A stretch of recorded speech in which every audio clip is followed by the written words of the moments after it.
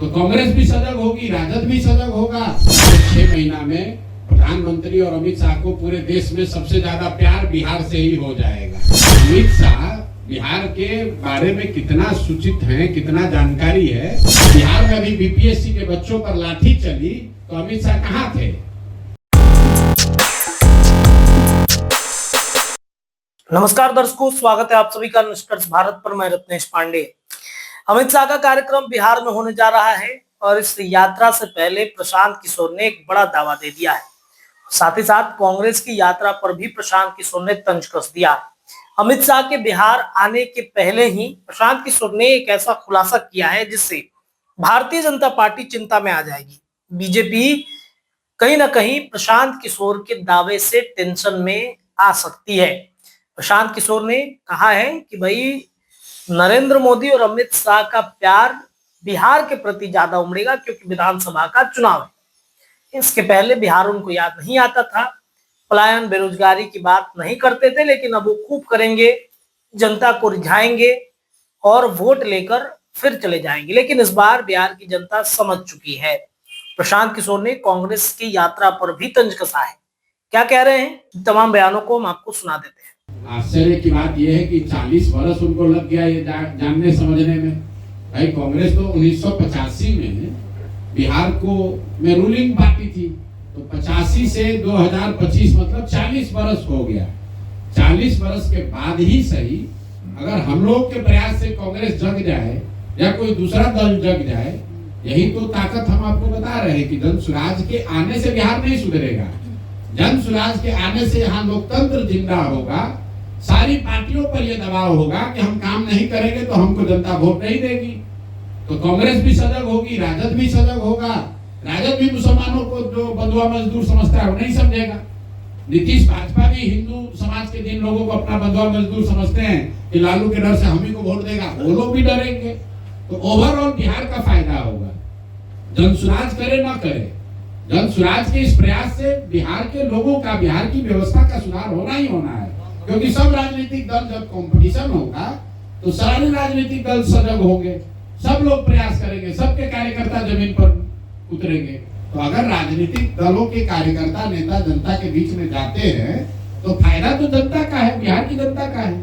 29 मार्च को अमित शाह भी आ रहे हैं बिहार में, कई बड़ी पार्टी कब आ रहे हैं? 29 मार्च को। तो क्या लग रहा है कि विधानसभा चुनाव वो निर्धारित समय पे हो जाएगी या पहले हो जाएगी? भाई आपने अभी आपको एक कार्यक्रम पता चला कि अमित शाह आ रहे हैं 29 मार्च को।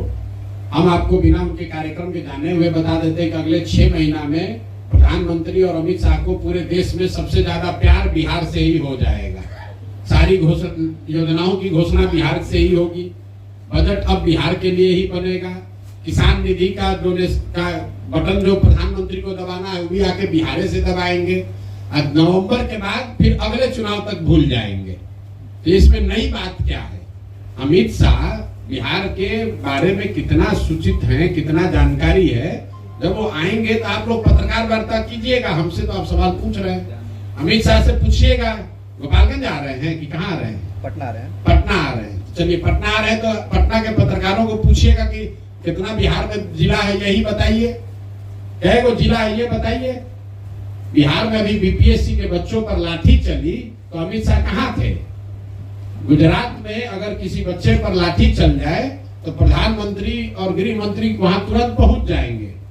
गुजरात में एक दिन बाढ़ आता है, पूरा केंद्र सरकार वहां जाकर बैठती है।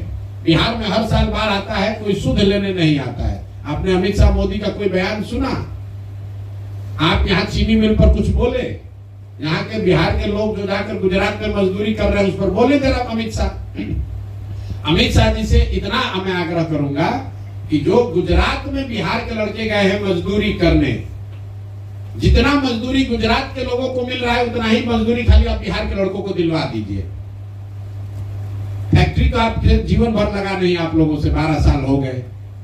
जितनी मजदूरी गुजरात के बच्चों को मिल रही है गुजरात के फैक्ट्रियों में, उतनी ही मजदूरी आप खाली बिहार के बच्चों को दिलवा दीजिए उन्हीं फैक्ट्री में। गुजरात के लोगों को मजदूरी मिल रहा है 20,000 और बिहार के गरीब बच्चे जाकर उसी फैक्ट्री में 12,000 रुपए में काम कर रहे हैं। आपको हमारी बात पर भरोसा नहीं है? आप चलिए सूरत में एक अकेले सूरत में 5 लाख से ज्यादा बिहार का बच्चा मजदूर है। चलिए मौरबी का जितना सिरामिक फैक्ट्री है, इसी गर्मी में हम लोग यहाँ बैठे, बाहर धूप लग रही है, इसी चिलचिलाती गर्मी में मौरबी के जितने सिरामिक फैक्ट्री हैं उसमें सब बिहार के बच्चे मजदूरी कर रहे हैं। अमित शाह उनके लिए कुछ कर दे भाई। बिहार में नहीं करा पा रहे, गुजरात में करा दो। वोट लेने की बात होगी तो सबको बिहार याद आएगा।